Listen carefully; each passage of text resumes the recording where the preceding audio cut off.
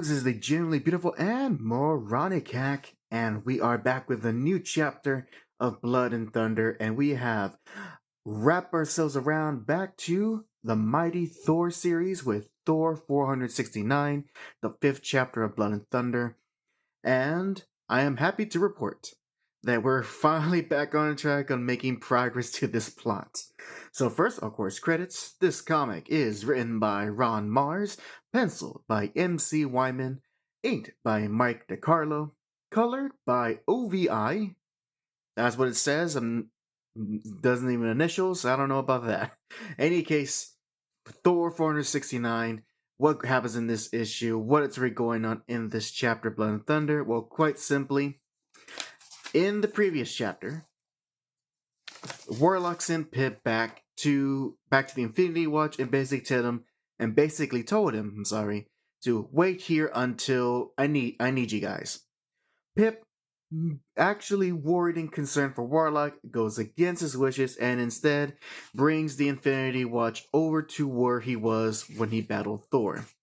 And as well, just to show, we could go quickly here, go on all these little advertisements, that from the last chapter, that both Warlock and the Silver Surfer had thankfully escaped Thor's wrath, and we will see them in the next chapter of the story. So, tune into the next video to find out, what are they up to.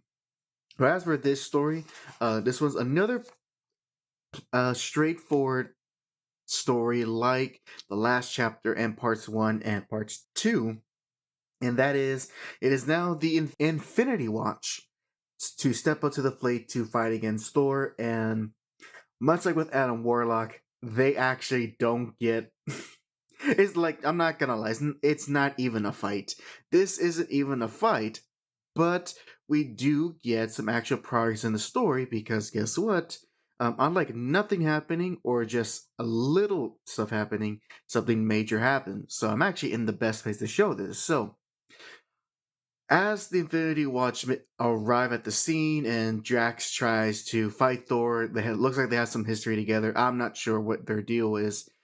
But Lady Moondragon, upon hearing Thor's ranting that he's been doing non-stop since chapter 1, he uses her mind chip and her psionic powers to peer into his mind, and lo and behold, we see, of course, the illusionary Valkyrie that we've been seeing these past four or five issues.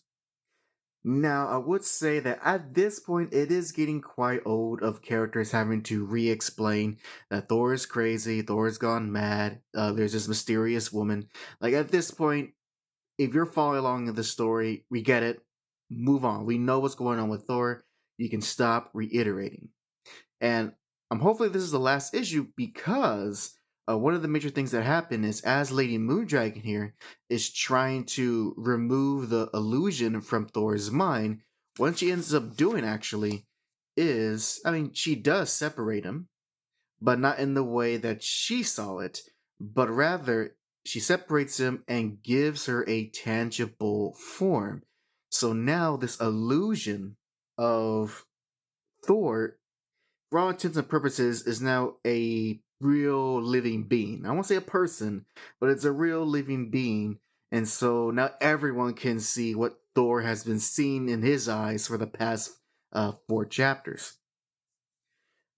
That also means that now Thor has a tag partner, and both the illusionary Valkyrie and Thor just it's not even a fight. They really do give the Infinity Watch a run for their money, and aside from gaining 2 lucky punches from both Maxim here and Drax, and just you can dispute a really nice page right panel, I should say, them hitting Thor together, that's not enough. But as a consequence, especially since Warlock told Pip, "Hey, don't come here unless I need you," they actually end up making the situation worse because near the end of the story, something major happens, and that is, boom, right there, Thor gets an Infinity Gem. This is the era of the gems, no stones yet. They weren't rebranded as stones, and he gets the Power Gem, meaning that Thor is now more stronger than ever. So, so overall, this was a fun issue to read after we got to the past the expository bits, it was honestly just page after page of just a good old that Marvel action that is fun. That is fun to read, even if it's one-sided. And not for a second that I believe the Infinity Watch could handle this mad Thor. Nevertheless, it was entertaining. The art, thankfully for me, an improvement over the last issue. It's the in-house Marvel style. You know, big guys with big muscles, women. It's hard for me to say it seriously, but it's what it is. Big guys with big muscles, women with the curviest of assets and very little clothing, or tight clothing in Gamora's case, put in these weird poses. It's just more pure fun. It's nothing deep. It is literally nothing deeper than that, but it's just fun to read and watch on the paper. And what more could you want? Really, what more can you want? Aside from a more engaging story, you at least have fun art. Hey, that's sometimes more than enough to get you hooked. And it ends on a way. Actually, I just want to share real quick how even Thor got the power gem, and that is actually right here.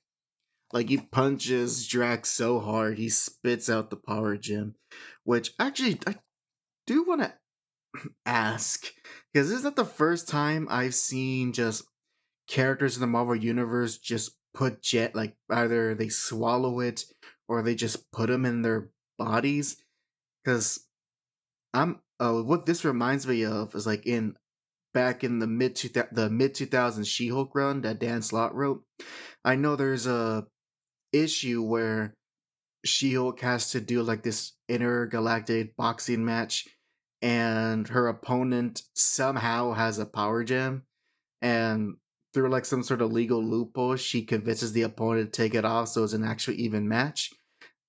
Uh, I mentioned that because I'm thinking to myself, like, so do you like for the power gem? Because even like Thor here, he just puts it on his head. Like, you don't have to attach it to anything. Like, how do you swallow it? Was Drax an idiot for swallowing it, or was actually like a genius move? I don't know. It's just kind of weird how that you just kind of place these gems on your body, and it gives you those enhancements. It's not like you have to do really anything else. But anyways, that's just a silly, nerdy question to ask that has no bearing on the plot. Well, yeah, Chapter 5 of Blood and Thunder, Thor number 469. Very fun. Enjoyed it quite much, especially after the last issue left me wanting more and disappointed. This more than makes up for it, and I'm excited to actually get close to the initial comics I bought of the storyline before I dedicated to reviewing this whole thing. So that will be fun to revisit the actual first comics of this series that I bought and that kickstarted this. So anyways, that's all for today. Thank you for watching, and this is Hack. Sign out.